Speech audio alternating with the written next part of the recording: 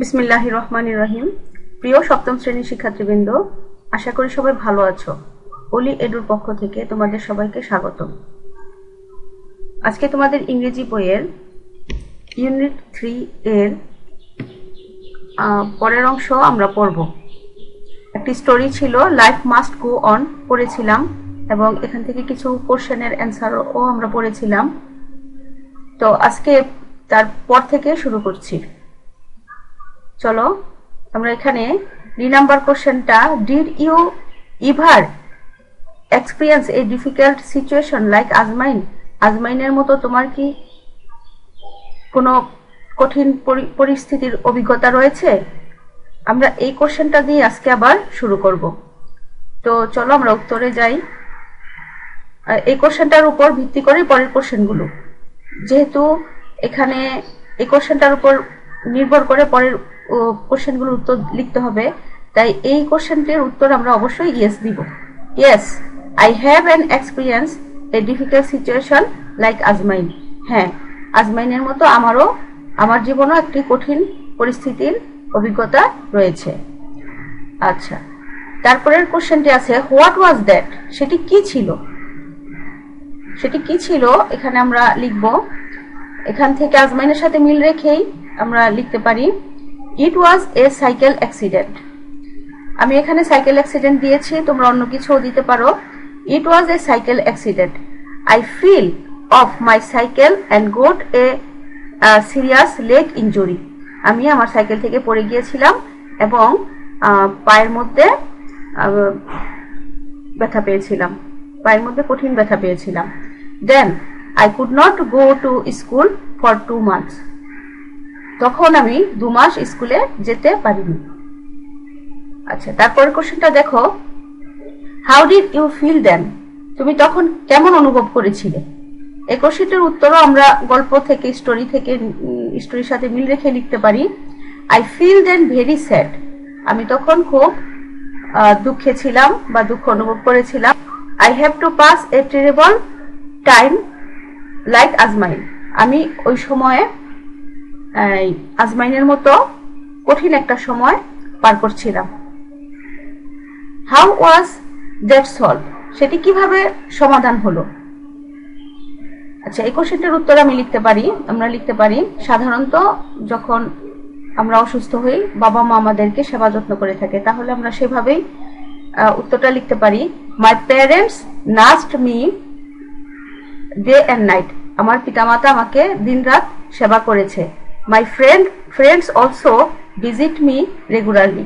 আমার বন্ধুরাও নিয়মিত আমার কাছে এসেছে। It work so well that within a few days I got recovered and started to attend the classes. যে কাজগুলো করেছে বাবা মা, নার্স মানে সেবা করেছে এবং বন্ধুরা আসা যাওয়া করেছে, এই কাজগুলো আমাকে কিছুদিনের মধ্যেই আমি রিকভার করতে পেরেছি বা সুস্থ হতে পেরেছি এবং ক্লাস করা শুরু করতে পেরেছিলাম। আচ্ছা, তো শিক্ষার্থীবৃন্দ, আমাদের এখানে কোশ্চেনগুলোর অ্যান্সার হয়ে গেল। তো আমরা তারপরের অংশে যাই। তারপরের অংশে কি আছে টেক্সট বুকে দেখো 3.2 তে আছে work in a group of 4 or 5, right one of the difficult situation you experienced like Azmain. আচ্ছা, এখানে বলেছে 4-5 জনের দলে ভাগ হয়ে একটি কাজ করবে, আজমাইনের মতো তোমার জীবনের একটি খারাপ পরিস্থিতি অভিজ্ঞতার উপর ভিত্তি করে একটি গল্প লিখো।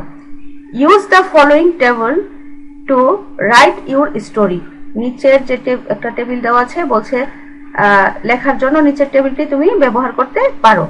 দেন exchange your story with your friends in the group. তারপর তার গল্পটি তোমার দলের বাকি বন্ধুদের বলে শোনাও।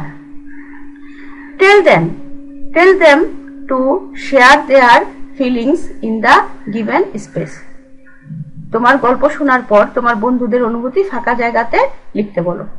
শিক্ষার্থীবৃন্দ দেখো, এখানে একটা টেবিল দেওয়া আছে, এই টেবিলটাকে ইউজ করে আমি গল্পটি লিখতে পারি। দেখো, প্রথমে টেবিলে দেওয়া আছে এ difficult experience in my life, আমার জীবনের একটি কঠিন অভিজ্ঞতা। আচ্ছা, তো আমি আবারও উত্তরে চলে যাই। দেখো এখানে উত্তরটা আমরা এইভাবে লিখতে পারি। প্রথমে এখানে দিয়েছে হোয়াট হ্যাপেন্ড, কি হয়েছিল। প্রথম ঘটনাতে দিয়েছে হোয়াট হ্যাপেন্ড, কি হয়েছিল, কি হয়েছিল সেই ঘটনাটি আমি এখানে বর্ণনা করব।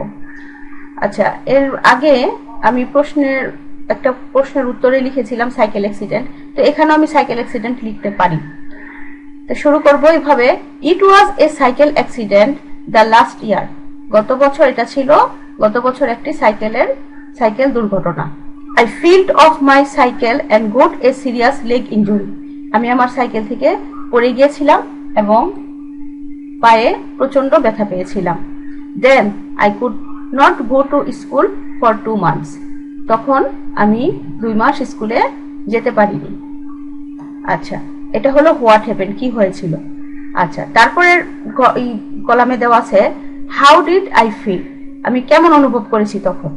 আচ্ছা, এই অনুভবটাও আমরা যেহেতু স্টোরিটা পড়েছি, এজন্য আমি বলেছিলাম স্টোরিটা তোমরা ভালো করে পড়বে। যদি ভালো করে পড়ো তাহলে এই স্টোরি তুমিও লিখতে পারবে। মানে স্টোরিটি ভালো করে পড়লে তুমি তোমার স্টোরিটি সেই মতো করে লিখতে পারবে। আচ্ছা, তাহলে এখানে আমরা শুরু করবো এইভাবে, হাউ ডিড আই ফিল, আমি কি অনুভব করেছিলাম। এখানে আমরা লিখব then I feel very sad and lonely, তখন আমি খুব দুঃখে ছিলাম এবং খুব একাকিত্ব বোধ করেছি।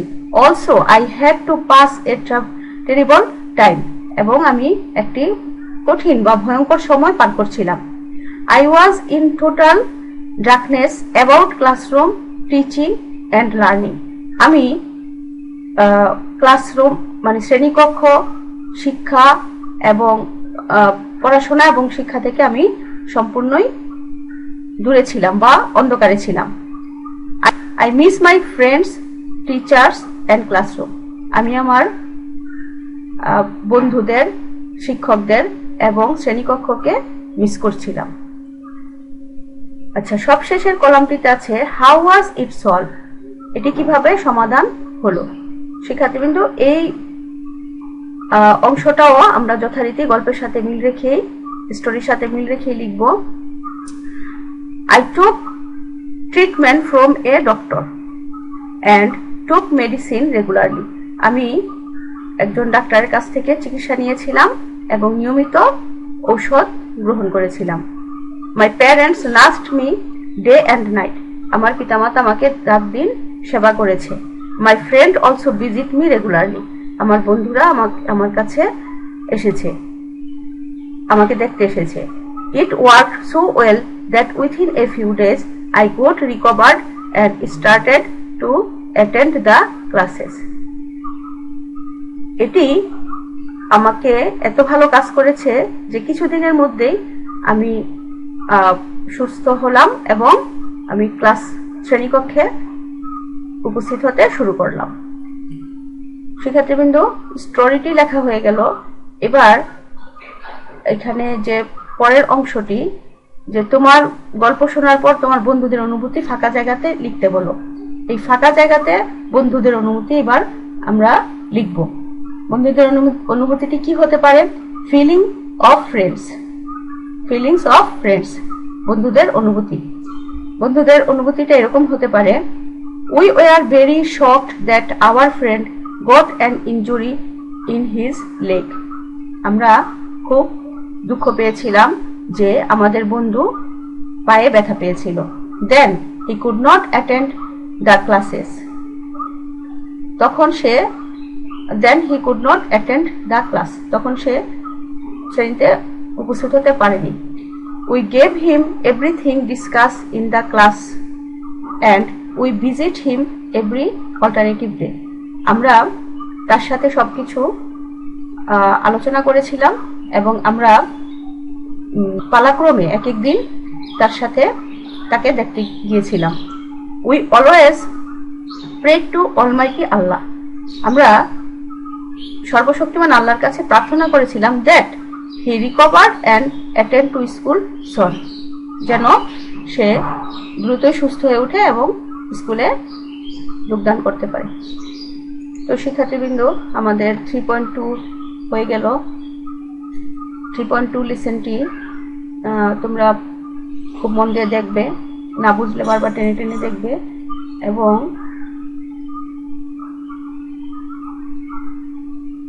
তোমাদের কাছে রিকোয়েস্ট, তোমরা চ্যানেলটিকে সাবস্ক্রাইব করবে এবং লাইক করবে, কমেন্ট করবে এবং শেয়ার করবে।